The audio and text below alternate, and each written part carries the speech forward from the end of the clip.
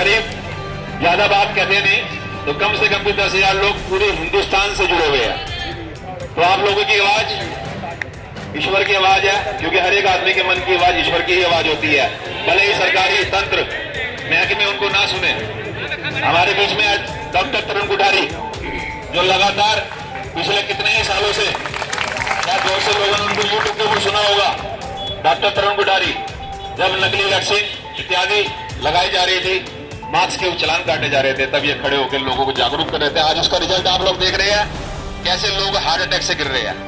अभी आप लोगों के बारे में, विषय में, इस सारे षड्यंत्र के विषय में ये बताएंगे।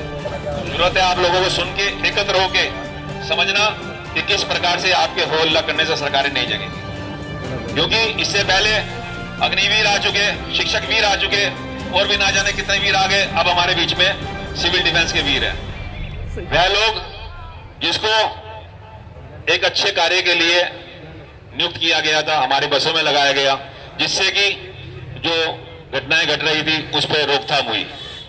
ये सारे सिविल डिफेंस भाई जितने भी बैठे हैं, भले ही कुछ चंद रुपयों के लिए नौकरी पे लगे, लेकिन इन्होंने अपनी सेवा पूर्ण रूप से बसों के अंदर दी है। और हमने देखा है बसों में जब जाते हैं, तो इसलिए कृपया करके थोड़ा सा मैं समय ना लेते हुए सबसे पहले आपको वकील साहब से बात कराने के लिए कहूंगा। एडवोकेट वकील साहब, एक बार आप दोबारा से वंदे मातरम।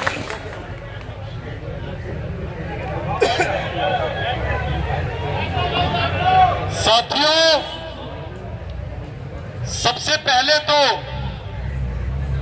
एक नारे से शुरुआत करना चाहूंगा कि जब सरकारें आम जन को गूंगा समझने लगती है और वो सोचते हैं कि हम बहरे बन के बैठ जाएं और आम जन की आवाज उनके कानों तक ना पहुंचे, उस समय पे, जिस समय पे ब्रिटिश राज था, हमारे देश के क्रांतिकारियों के साथ सब कुछ गलत किया जा रहा था, उस समय पे हमारे क्रांतिकारियों ने शहीद आजम भगत सिंह, राजगुरु सुखदेव, बटुकेश्वर दत्त जैसे हमारे क्रांतिकारियों ने एक नारा दिया था।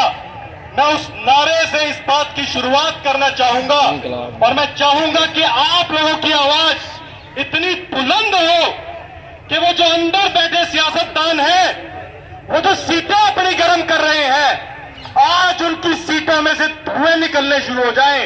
और मैं कहना चाहूंगा इसी से, इनकलाब जिंदाबाद, इनकलाब जिंदाबाद।